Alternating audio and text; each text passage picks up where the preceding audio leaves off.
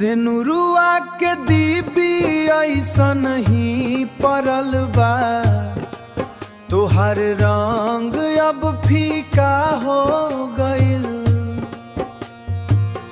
आंगनन में तुलसी के गाछा सूखल बा, पानी के उम्मीद अब छूट गइल बा।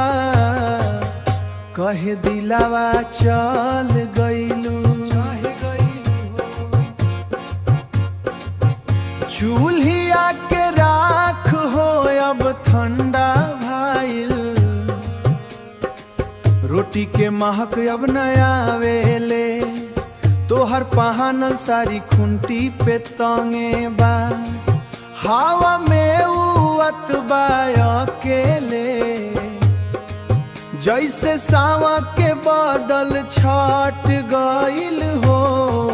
कहे दिलावा तड़के चल गइलू, सुन कइलू सारा संसार हमार। बीतत नइखे अब ए पहाड़, कहे दिलावा तड़के चल गइलू। घटवा पे अग्नि जब देह के छुआलस, हम खड़ा रहनी एक पत्थर बन के।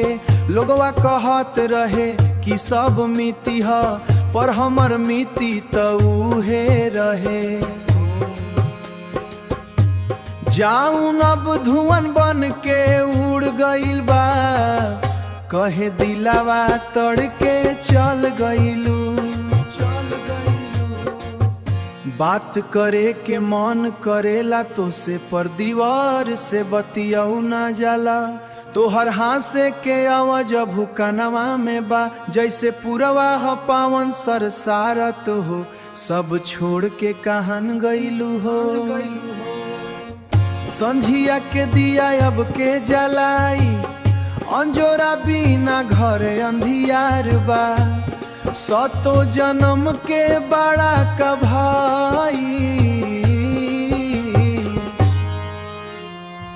एक जन्म में साथ छूट गइलू हो, कहे दिलावा तड़के चल गइलू।